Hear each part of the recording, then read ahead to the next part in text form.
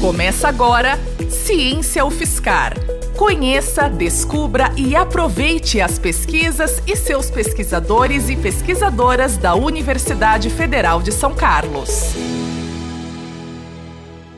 A política de implantação nas favelas do Rio de Janeiro de UPPs, as Unidades de Polícia Pacificadora, começou em 2008 com o objetivo declarado de justamente pacificar territórios ocupados por facções criminosas.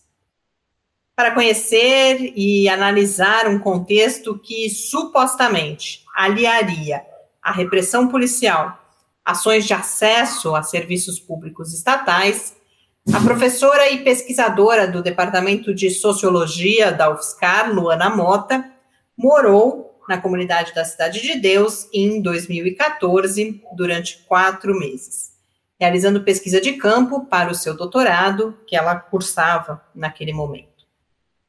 Naqueles 4 meses, Luana acompanhou a rotina de projetos sociais mantidos por policiais cedidos pela UPP local, que ela chama de policiais professores. Os resultados da pesquisa estão no livro Fazer Estado, Produzir Ordem, Gestão do Conflito Urbano em Projetos Sociais para a Juventude Vulnerável, recém-lançado pela editora da UFSCar, a EduFSCar. Luana, o título do seu livro oferece para a gente uma espécie, um bom roteiro para um resumo de pontos que são centrais e organizam o seu trabalho. Então, começando pelo Fazer Estado, eu gostaria que você começasse contando por que olhar exatamente para isso que, muito brevemente, eu narrei aqui no começo dessa nossa conversa. Então, por que olhar para o cotidiano desses policiais professores nos cursos que eles ofereciam no Centro de Referência da Juventude na Cidade de Deus? O que há de Estado nessa prática? Bom, Mariana, é uma alegria poder estar aqui, conversar com você, falar um pouco sobre a pesquisa que eu conduzi na Cidade de Deus no âmbito do meu doutorado, como você disse, especificamente, que vai dar origem ao livro Fazer Estado, Produzir Ordem. Eu acho que a dimensão do Estado é uma dimensão que sempre foi muito importante para mim. Eu sempre me interessei por compreender as formas e as políticas, mas as presenças e as práticas estatais em periferias urbanas, né? Essa é a minha agenda de pesquisa. E já pesquisei políticas diferentes, em lugares diferentes da Cidade de Deus, então o Estado é uma dimensão muito importante para mim, essas formas de presença estatal nas periferias urbanas. E a ideia, então, de fazer Estado é porque não é simplesmente pensar políticas públicas ou pensar agentes estatais. Tem aí, por trás, uma discussão importante de uma forma de pensar e compreender o Estado, uma discussão teórica muito vasta, muito longa, na sociologia, na antropologia, mas eu acho que aqui, para a gente situar, valeria dizer que é uma perspectiva que vai pensar o Estado na sua multiplicidade, o Estado não como um ser, uma entidade unívoca, única, e que funciona de modo unitário e coerente todo o tempo, mas, ao contrário, o Estado se faz presente de muitos modos. A polícia fazendo policiamento extensivo a Estado, o agente de saúde indo na casa das pessoas fazer atendimento a Estado, a nossa política de assistência social muito capilarizada, né, com agentes também muito nos territórios, isso é Estado. Então, essa perspectiva do Estado como se fazendo presente de muitas formas é uma perspectiva importante para a gente compreender. E por que, nesse caso específico, eu queria entender como que essas presenças estatais que se materializam em repressão propriamente dita, mas também presenças estatais que se materializam nisso que a gente podia chamar de cuidado ou intervenções mais sociais, se combinam no cotidiano das periferias urbanas. Então, essa ideia de fazer Estado e produzir ordem é o argumento do livro de que essas diferentes formas do Estado se fazer presente junto a territórios pobres e populações pobres é uma forma, nessas presenças, é uma forma em que o Estado também se faz no cotidiano, nas práticas mais ordinárias, nas experiências mais corriqueiras dos sujeitos, sejam eles agentes estatais ou, como as políticas públicas preferem denominar, o público-alvo dessas políticas públicas. Em relação ao produzir ordem, é uma ideia que dialoga com um contexto bastante específico de compreensão e entendo que de discurso sobre o conflito urbano no Brasil, em que o conflito urbano ele deixa de ser entendido como uma questão de direitos, de integração dos pobres pelo acesso a direitos, e a ênfase passa, então, a centralidade está na violência, na necessidade de contenção da violência, e uma violência associada à pobreza e justamente às margens das cidades. Então, queria que você situasse a gente brevemente sobre essa transição, que transição é essa, o que significa agora compreender o conflito urbano como violência e essa violência associada à pobreza, e justamente por que há um problema, o que há de problema nessa associação entre violência e pobreza e nessa compreensão do conflito urbano. Perfeito, Mariana. Se a gente continua nessa dobradinha, né, do título Fazer Estado, Produzir Ordem, quando a gente tem discutido na sociologia urbana ou numa sociologia do conflito urbano, a gente poderia dizer como a gente tem observado esse deslocamento do conflito urbano nas últimas décadas, em que a gente passa a entender e a representar os pobres urbanos, as populações e os territórios pobres urbanos como fonte, origem, causa da violência que assola a nossa sociedade.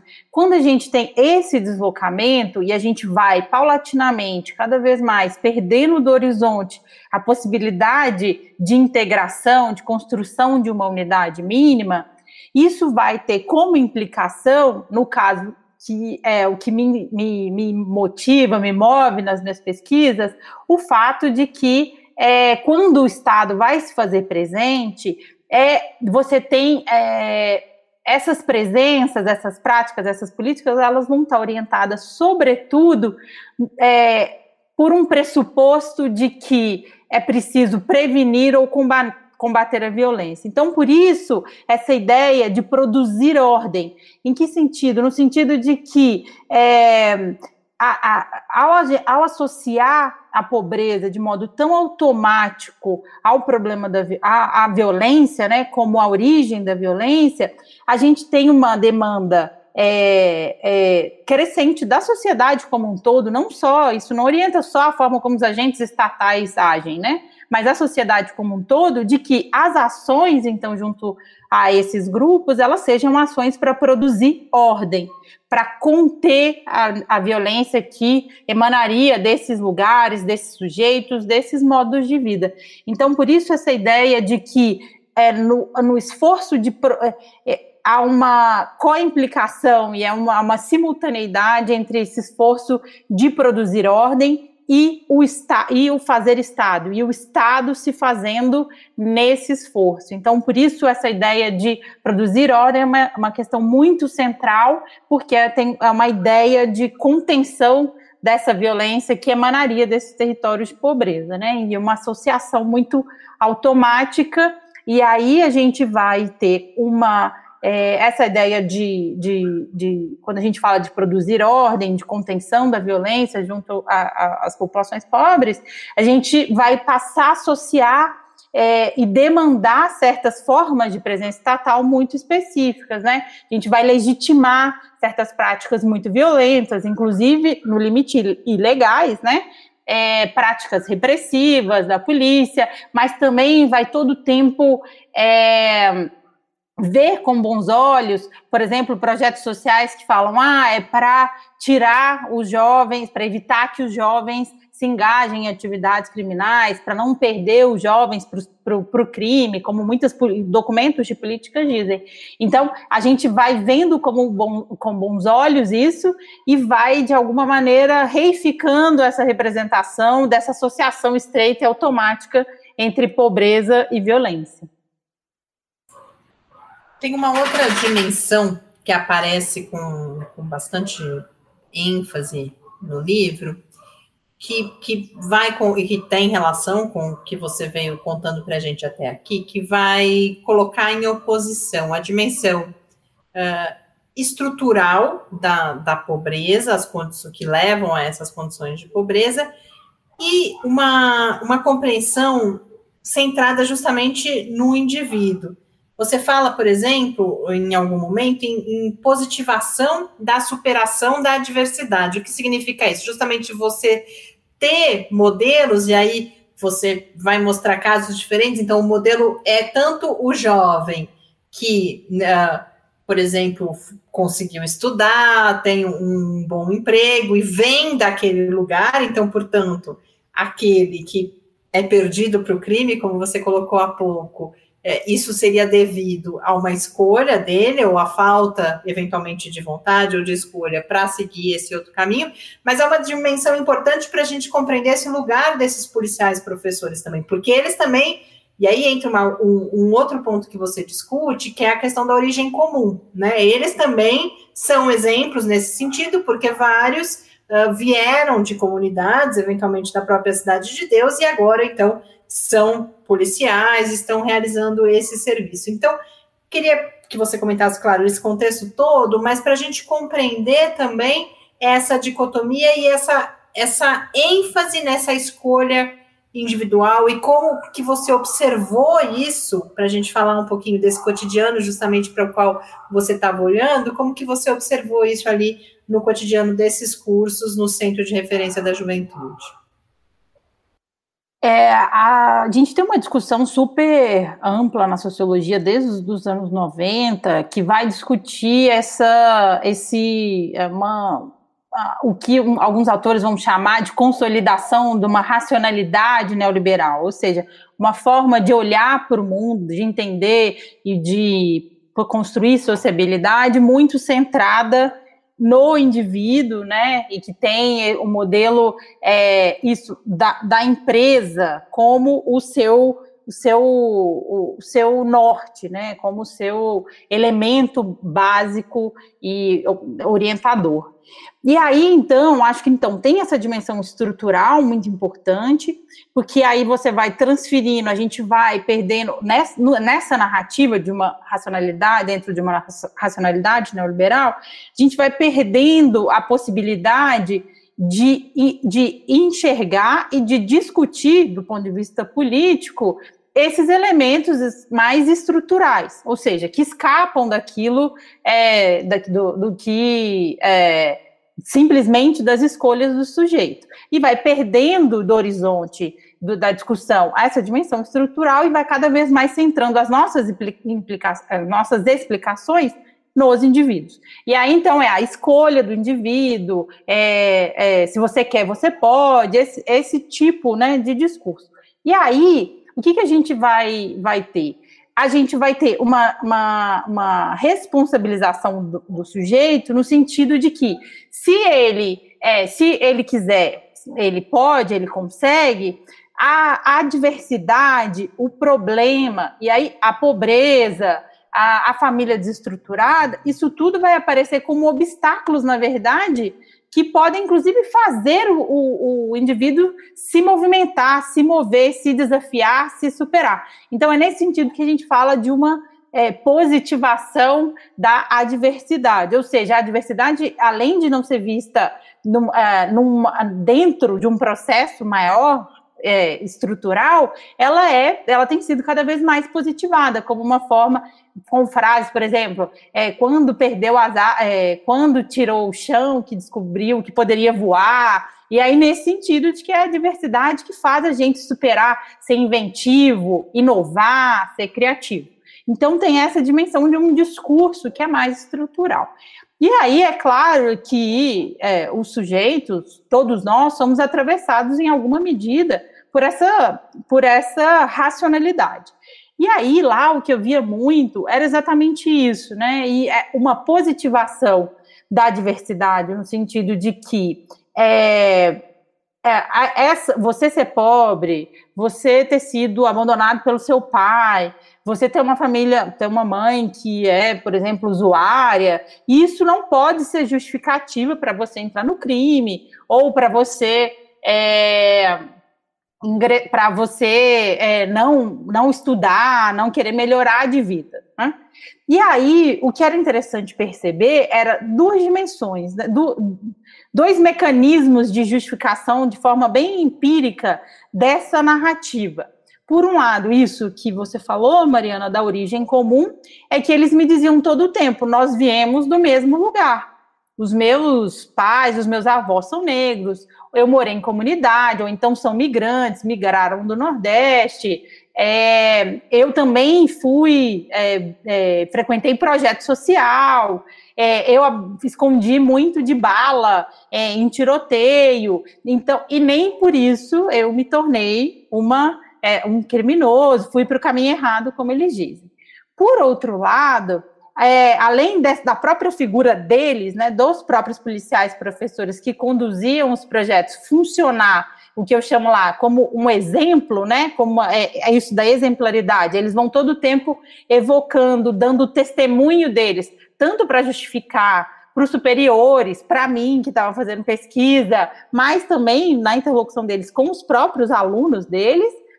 Então a figura deles funcionava como esse exemplo empírico de que se você quer, você pode, só basta escolher um outro caminho, e também a figura dos outros jovens que são esse tipo ideal, que estariam mais próximos desse perfil dos próprios policiais professores. Então, isso era interessante, e aí eu mostro no livro também como que eles vão produzindo uma classificação, um gradiente, né, de perigo, eu digo que é de vulnerabilidade, associando perfis mais vulneráveis a mais próximos, mais propensos de se engajarem em atividades criminais. E perfis menos vulneráveis seriam esses perfis ideais de jovens que já estão encaminhados, ou o que alguns trabalhos vão chamar de jovem de projeto, um perfil que eles vão dizer todo o tempo.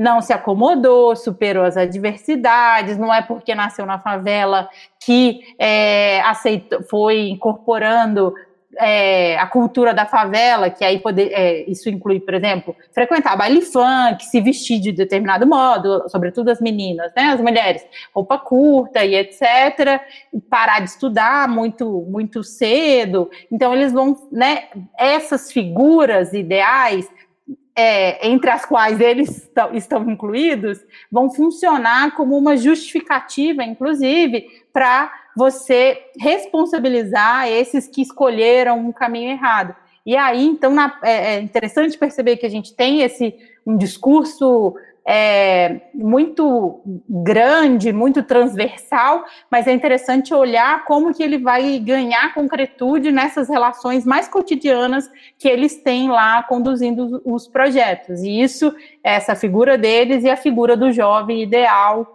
vão funcionar como exemplo e como justificativa para reforçar esse discurso da responsabilização individual.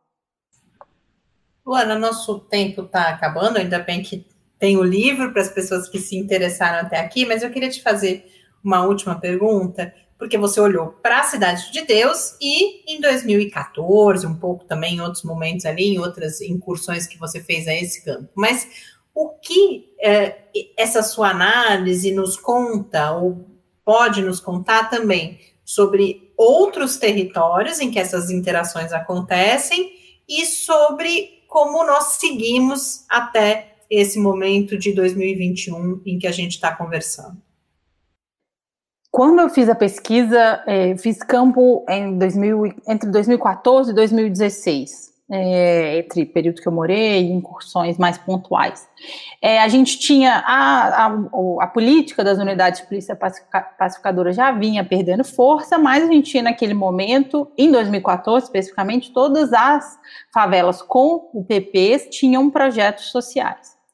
E depois isso vai se enfraquecendo muito. Hoje hoje é muito pontual, um ou outro projeto que resistiu, mesmo a própria UPP, tem uma ou outra. Hoje, oficialmente, o projeto já está sendo extinguido, o projeto das unidades de polícia pacificadora, e os projetos sociais foram indo nessa esteira, foram desaparecendo. O que eu acho que hoje, olhando para a pesquisa, olhando para o livro, e que ou não estava tão evidente naquele momento, e que passou a ficar mais evidente desde 2018 para cá, ou a gente às vezes precisa de um distanciamento para conseguir compreender de uma dimensão mais processual, né? Mas que, enfim, naquele momento, eu não via, isso ainda não está no livro, mas que eu acho que sinaliza e que pode ajudar a gente a entender um processo que a gente está vivendo hoje, é como que eu via todo o tempo muitos elogios, era muito celebrado os projetos sociais dos policiais. E aí, em nenhum momento eu ouvia muito pouco um questionamento de por que policiais fazendo projetos sociais.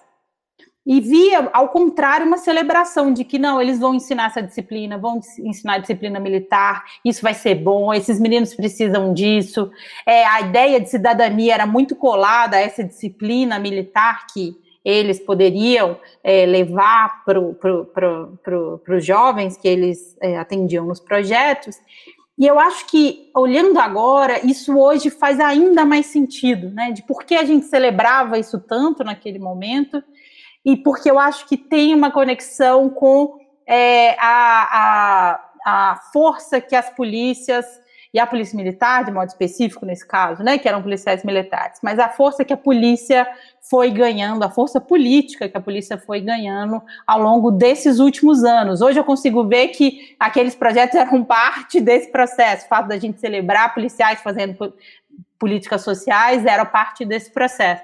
Mas eu acho que a gente chegou, né, nessa força política, chegou numa tal magnitude, né, que a gente tem policiais ocupando cargos eletivos, mas posições também muito importantes na política, não só cargos eletivos, e para além disso, a gente tem uma dimensão de uma autonomização, que a gente poderia dizer, das forças policiais, né, que a gente tem discutido muito e tentado entender o que isso pode produzir em termos políticos. Essa autonomização, seja uma autonomização no sentido de insubordinação, seja uma autonomização no sentido da produção, da constituição, expansão das milícias, como é o caso do Rio de Janeiro, e uma autonomização no sentido de intencionamentos entre instâncias de executivos, né, nacional e estadual, e que a gente não tem muita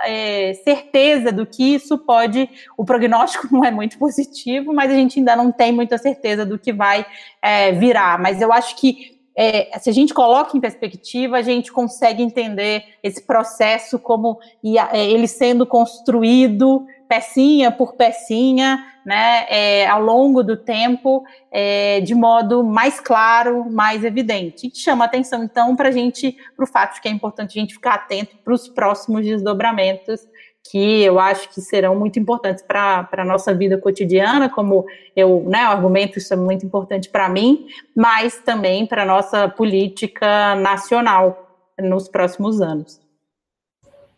Luana, muito obrigada por essa conversa hoje, que nos dá pistas, e eu espero que desperte o interesse de várias pessoas pelo livro, e parabéns pelo trabalho e pelo lançamento.